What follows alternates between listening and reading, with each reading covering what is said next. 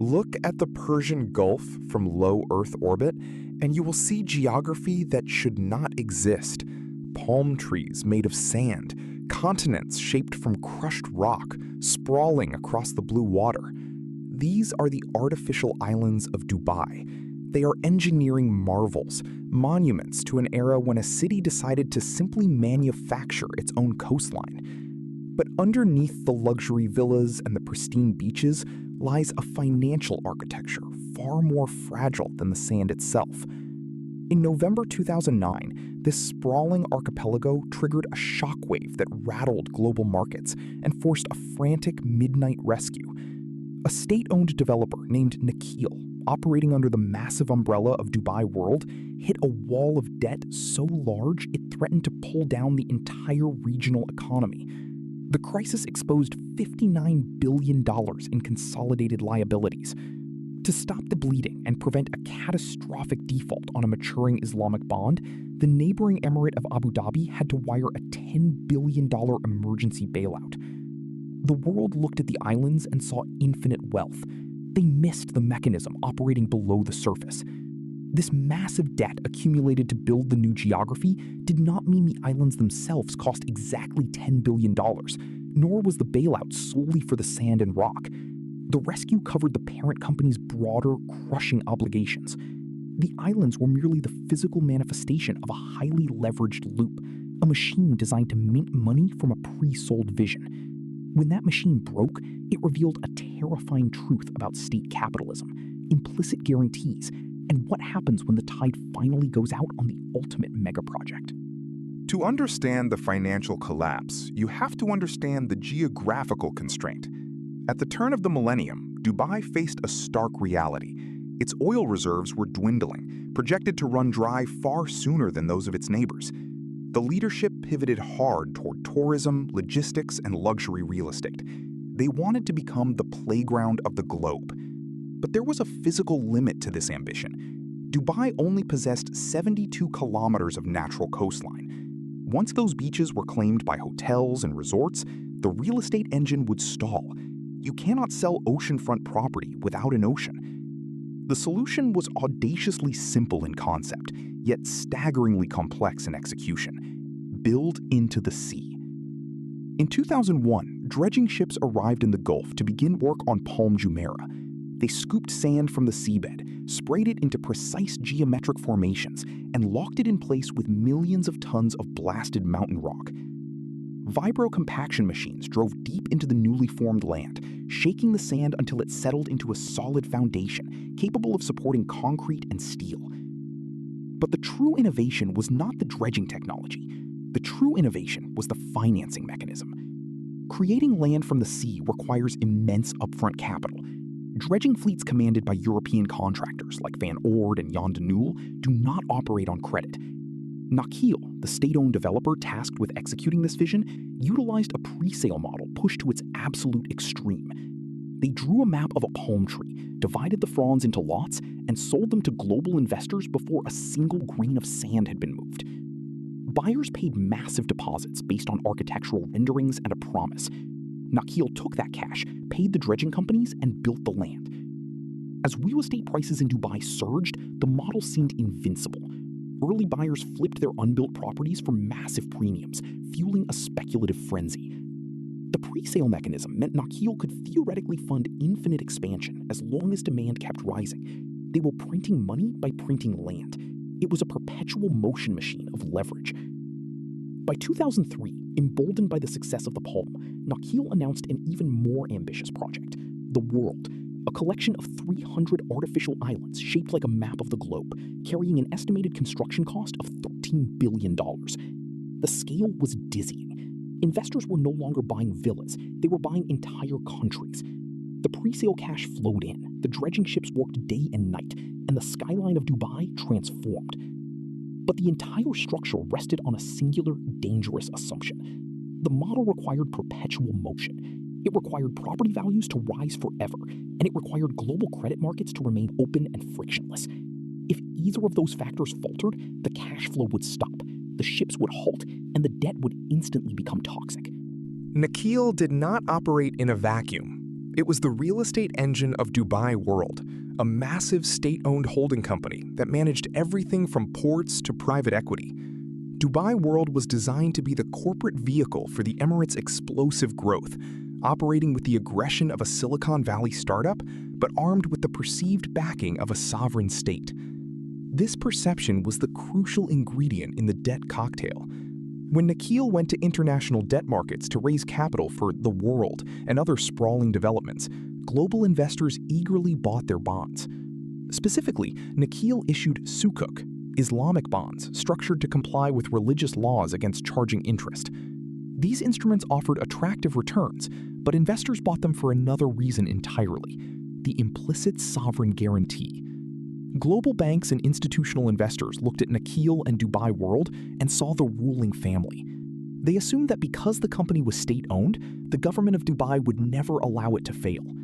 It was an unwritten rule, a psychological safety net that allowed Dubai World to accumulate leverage at a terrifying pace. Executives at Nakheel operated under a mandate to grow at all costs. The ambition was boundless, driven by a fierce internal competition to build the biggest, the tallest, and the most spectacular. They were not just building homes, they were engineering a new global hub. The $13 billion price tag for the world was just one piece of a sprawling portfolio that included retail complexes, residential towers, and infrastructure. To fund this, Dubai World amassed a staggering $59 billion in consolidated liabilities. The debt was syndicated across European, Asian, and American banks. The risk was spread globally, but the collateral was entirely local, sitting in the shallow waters of the Persian Gulf. The architects of this leverage believed they had unlocked a new paradigm of sovereign wealth creation. They assumed the debt could always be refinanced, rolled over into new bonds backed by ever-rising asset values. The presale model masked the underlying risk, providing a steady stream of cash that made the balance sheets look robust. But the cash was a liability, owed to buyers who expected physical homes. If the credit markets froze, Nakheel would be caught in a vice.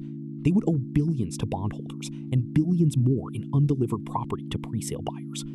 The illusion of the sovereign guarantee was about to be tested against the cold reality of a global liquidity crisis. In the fall of 2008, the global financial system fractures. The collapse of Lehman Brothers sends a deep freeze through credit markets worldwide.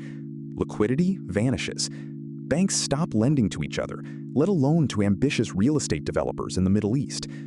The perpetual motion machine suddenly loses its power source. In Dubai, the speculative frenzy halts violently. Property prices, which had been defying gravity for a decade, begin a brutal descent, eventually crashing by more than 50%. Buyers who had purchased unbuilt villas on margin simply walk away, abandoning their deposits rather than paying the balance on assets that are suddenly worth a fraction of their purchase price.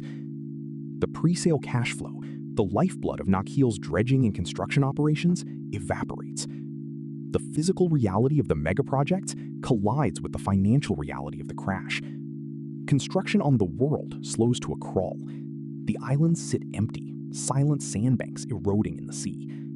But the debt does not erode. It compounds. For a year, Dubai World attempts to navigate the wreckage, selling assets and seeking lifelines. The global markets watch nervously, assuming the emirate will quietly step in and backstop the holding company. Then comes the shock. On November 25, 2009, just before a major Islamic holiday, Dubai World issues a statement that drops like a bomb on trading floors from London to Tokyo. The company announces it is asking creditors for a standstill on debt repayments. They need to freeze obligations on $59 billion of consolidated liabilities until at least May of 2010. The unwritten rule is shattered. The government of Dubai makes it explicitly clear they do not guarantee the debt of Dubai World. The implicit sovereign backing was a mirage. Panic grips the global markets. European bank stocks plummet as analysts scramble to calculate their exposure to the Gulf. The cost of insuring Dubai's sovereign debt skyrockets. The crisis is acute because Nakheel has a massive $3.5 billion sukuk maturing in just 3 weeks on December 14th. If Nakheel defaults on this Islamic bond, it could trigger cross-defaults across Dubai World's entire debt portfolio, initiating a catastrophic legal and financial unravel. The days leading up to December 14 are a masterclass in high-stakes financial tension. Creditors prepare for the worst. The standstill request has destroyed trust. The physical assets, the islands, are illiquid and currently plunging in value. They cannot be sold to cover the immediate shortfall. Nakheel is staring into the abyss. Then, at the absolute 11th hour, a wire transfer alters the course of the crisis. On the morning of December 14, Dubai announces it has received a $10 billion emergency bailout from Abu Dhabi, the oil-rich capital of the United Arab Emirates. Abu Dhabi steps in to prevent a regional contagion. $4.1 billion is immediately allocated to pay off the maturing Nakheel bond in full. The remainder is earmarked to cover interest payments and keep Dubai World operating, while it negotiates a massive restructuring. The default is averted, but the damage is done. The bailout comes with strict, undisclosed conditions. Nakheel is forced into a grueling multi-year restructuring process. They must separate from Dubai World, cancel dozens of planned megaprojects, and negotiate haircuts with trade creditors and contractors.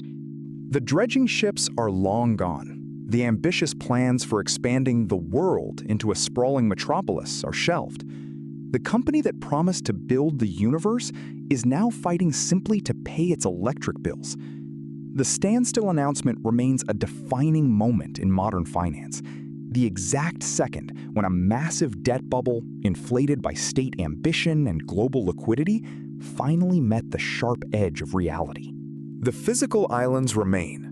Palm Jumeirah is fully developed, a bustling, wealthy enclave that eventually fulfilled its architectural promise. But the world archipelago sits largely vacant, a scattering of sand in the Gulf, a monument to the limits of the presale model. The $10 billion bailout saved the corporate entity, but it fundamentally altered the DNA of the region's development strategy. Nakheel eventually emerged from its restructuring a transformed institution. It was transferred to the direct ownership of the government, stripped of its most speculative ventures, and subjected to rigorous financial controls. The era of launching $13 billion megaprojects purely on the promise of future sales was over.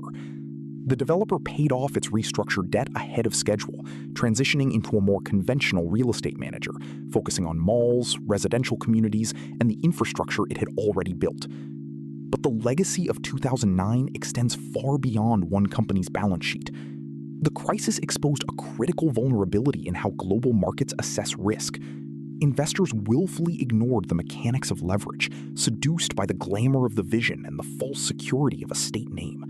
They priced in a guarantee that did not legally exist.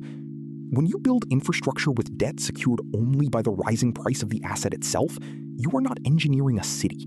You are engineering a financial derivative. The artificial coastlines of Dubai stand as a permanent